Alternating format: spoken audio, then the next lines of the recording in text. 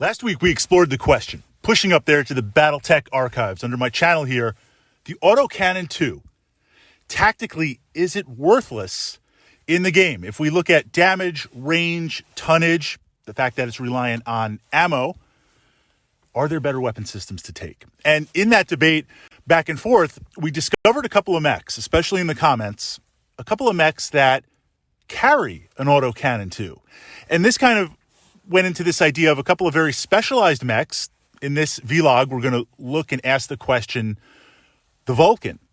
Looking at the Vulcan as an anti-infantry and anti-light vehicle type mech. It mounts an Autocannon 2. The question to flow in was mechs that mount AC-2s as their primary weapon.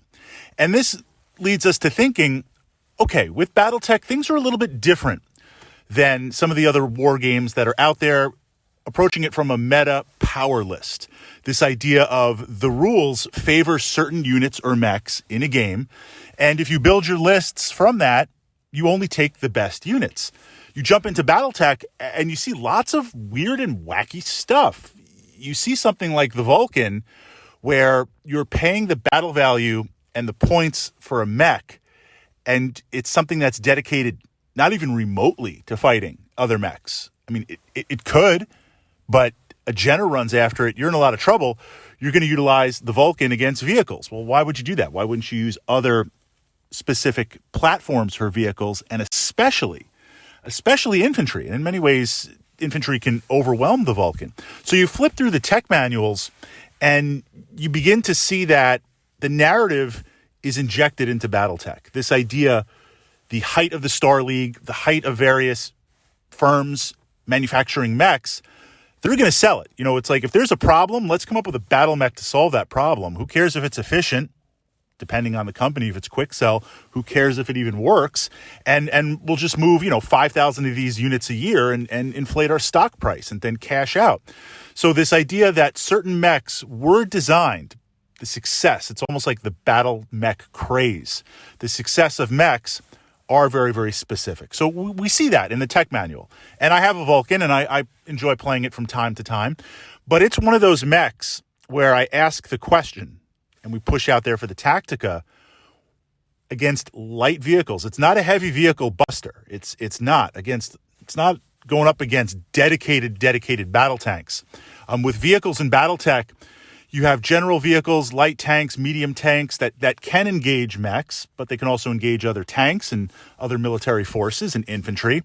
But then you cross over a certain tonnage, right? You cross over a certain tonnage, and you have tanks that are designed and dedicated to hunt and destroy battle mechs.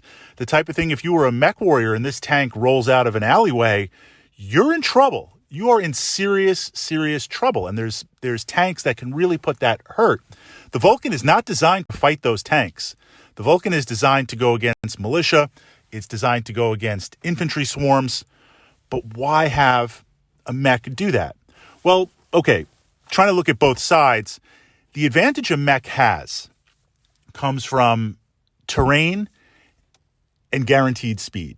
What I mean by that is terrain doesn't always affect a mech the same way it affects a vehicle. There are some instances, if you're playing with the optional rules, city fight, city tech, skidding, and other elements of unstable terrain. But for the most part, a battle mech can move through it. Maybe you make a piloting check. It's going to cost you some movement points depending on what it is, but you can move through it or crash through it.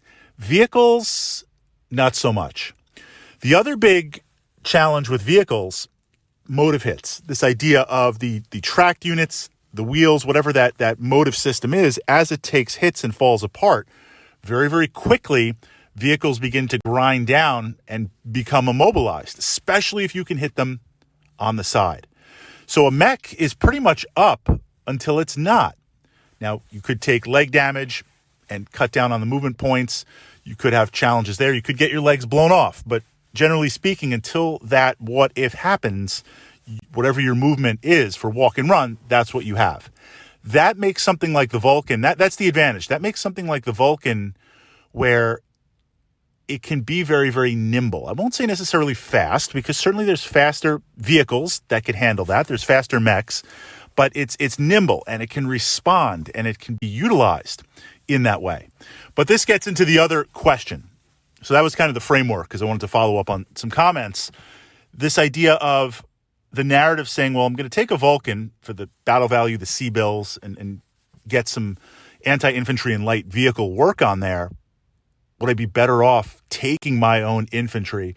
And would I be better off taking combined arms to deal with that specifically, tanks and vehicles, to deal with that element specifically, as opposed to a mech that honestly really can't engage much more than kind of the bug mechs and the lower echelon light mechs? As soon as you get into Jenners and some of the damage dealing dedicated light mechs, the Vulcan struggles a little bit. So from that perspective, as you look at your mechs and you see these very, very specialized mechs, when it gets to vehicles and anti-infantry and certain elements, and even on the opposite end of the spectrum, anti-air, when you see that, you really have to judge and look and say, do I want to play this for the fun?